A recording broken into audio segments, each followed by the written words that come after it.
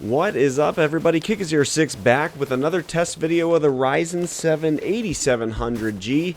Today we have got Rust. This one was requested by Mikey. I did not get the chat thumbnail from it, but Mikey, just know that this one is for you. As always, the links and the specs for my test rig and my Discord link, they will be down below in the description in case you're curious as to what I'm running, or if you ever have a question, feel free to hop in the Discord and let me know. At the end of this video, there will be about a 6-minute informational video that goes over all of the settings I changed, all the defaults that I changed, whether it be in the BIOS or in Ryzen Master, AMD Adrenalin. All of that nerd stuff is going to be at the end after the gameplay. So if that's something you want, go ahead and wait for that or skip to it. If you watch it, great. If you don't, great. But anyways, let's get back to this game. So Rust, we are testing potato, low, medium, high, and ultra settings. And overall, we really didn't see it get much higher than like the 30 FPS that we're at. We see it pretty standard there.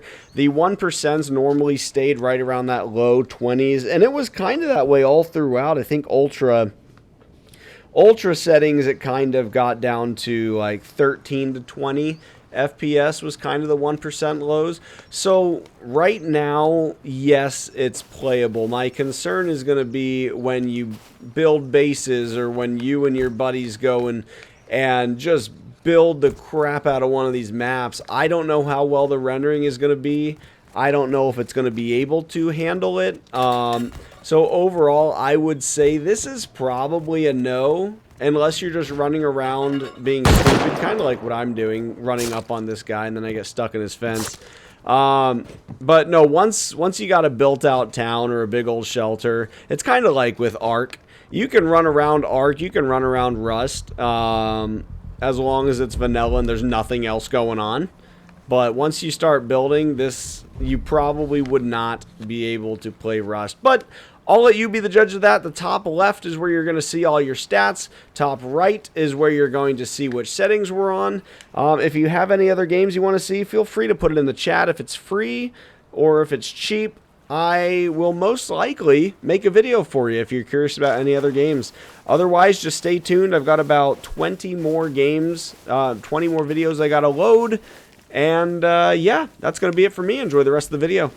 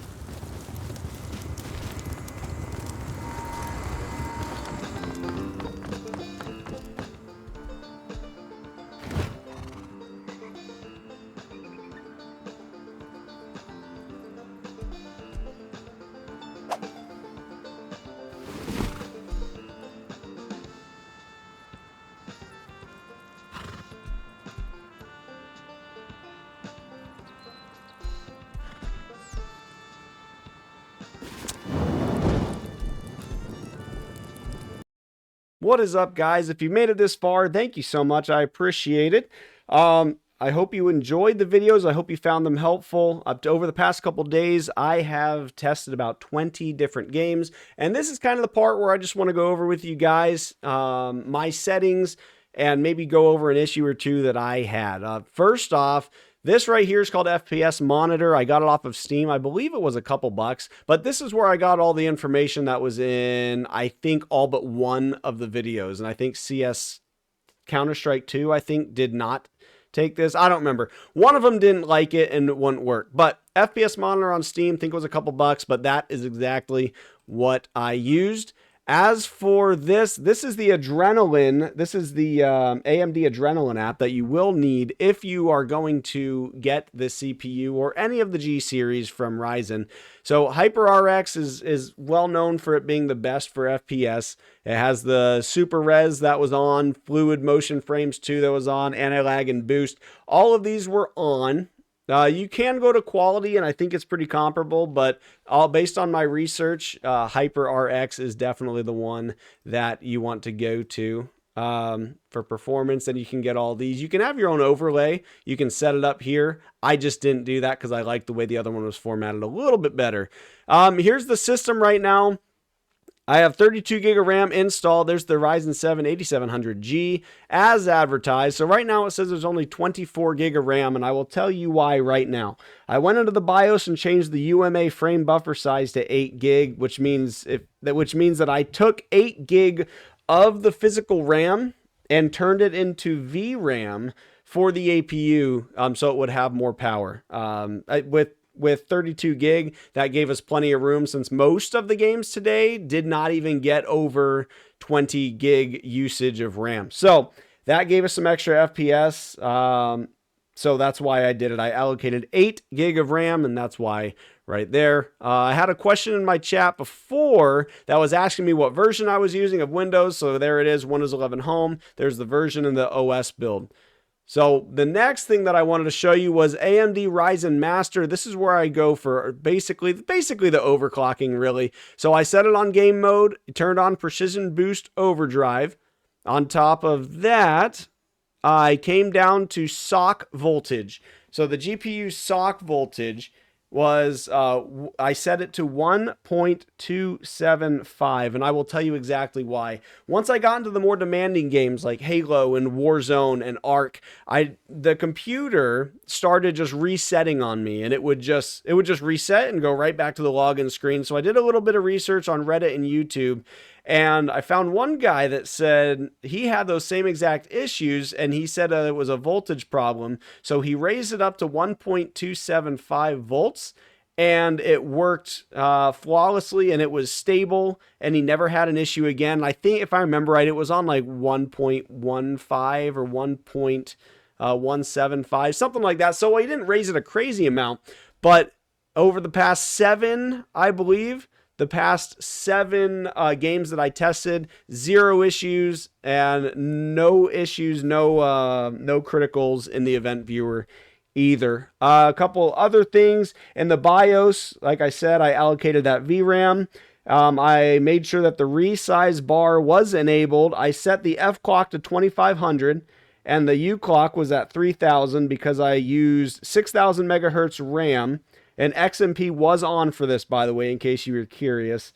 Let's see what else I have for you guys before we go out. So that FPS monitor app that I use, it showed the 1% and 0.1% lows. And I just want you to know that the first 20 to 30 seconds after I changed to a different graphical setting, it kind of resets that. So the first 20 to 30 seconds are not trustworthy. So if I switch over and you see, oh, it's only 5 FPS for a 1% low for 25 seconds. That's awful.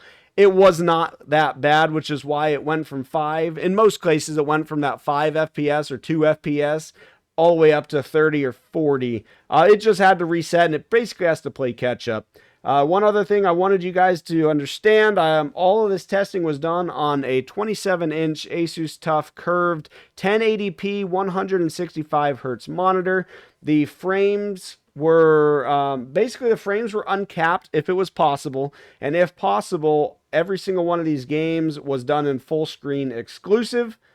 Um, and the last thing I wanted you guys to know is that all of the recording and all of the FPS monitoring software was done on the computer while playing the game. So I did go back and I played 5 to 10 of the games over again just to see the difference in the FPS without having to run OBS and FPS monitor. And it came down to about a 5 to 13 FPS differential when the OBS and FPS monitor were turned off. When the game was the only thing running, there was an increase of about 5 to 13 FPS on average. And I know that's kind of a very precise number, and that's just exactly what it was. So that is going to be it for me. If you have any other questions or if you want to see any other games, please feel free. Put them in the comments below and I will get to them. I plan on keeping this computer for a while. I hope you guys have a great rest of your night. Don't be safe. Don't do anything stupid. And I will catch you guys on the next video.